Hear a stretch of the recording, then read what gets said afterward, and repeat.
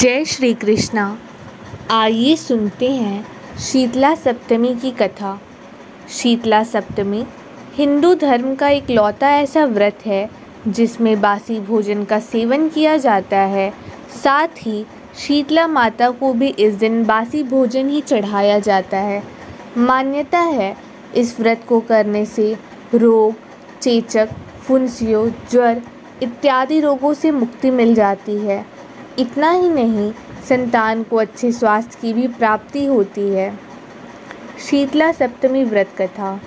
एक गांव में एक बूढ़ी औरत रहती थी।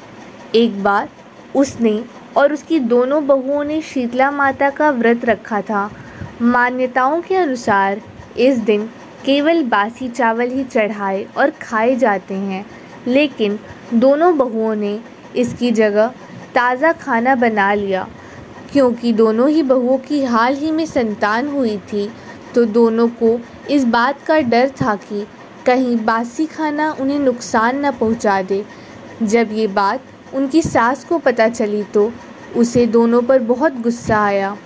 कुछ ही समय बाद दोनों बहुओं की संतानों की अचानक मृत्यु हो गई, जिसके चलते सास ने अपनी दोनों बहुओं को घर से बाहर निकाल दिया। अपने मृत बच्चों को लेकर दोनों बहुएं घर से निकल गई। फिर रास्ते में उन्हें दो बहनें ओरी और शीतला मिली।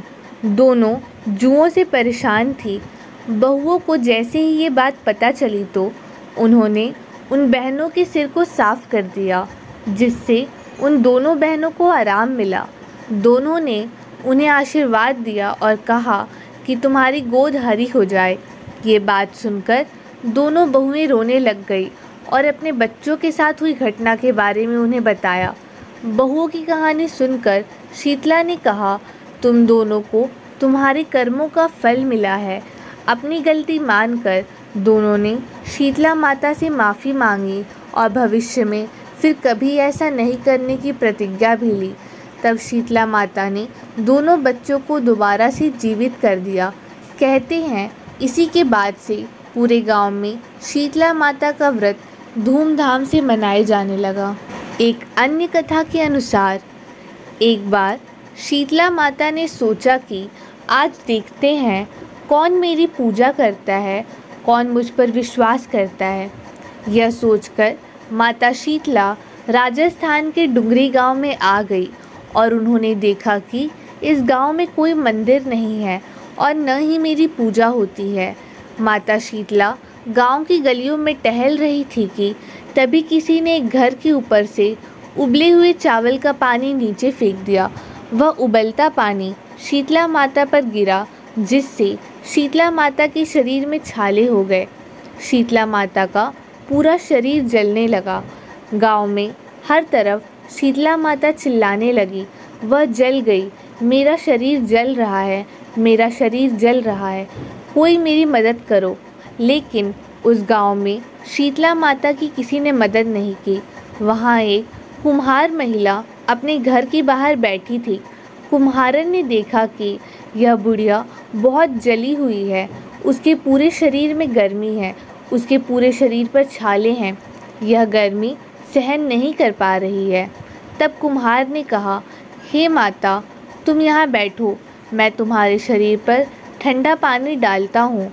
कुम्हार ने उस बूढ़ी औरत पर ठंडा पानी डाला और कहा, हे माँ, रात में बनी रबड़ी मेरे घर में रखी जाती है और कुछ दही भी है, आप दही और रबड़ी खाइए।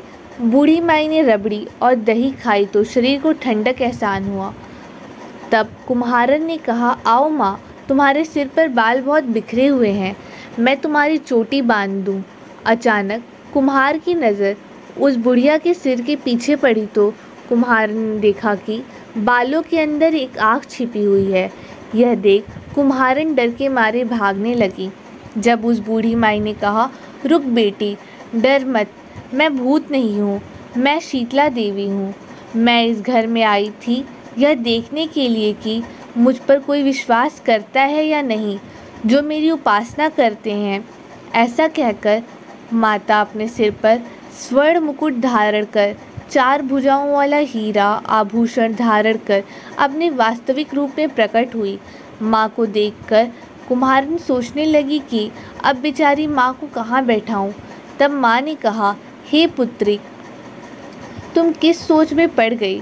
तब कुम्हारन ने हाथ जोड़कर कहा, आंखों में आंसू बह रहे थे, हे माता, मेरे घर में चारों ओर गरीबी बिखरी हुई है, मैं तुम्हें कहाँ बैठाऊँ।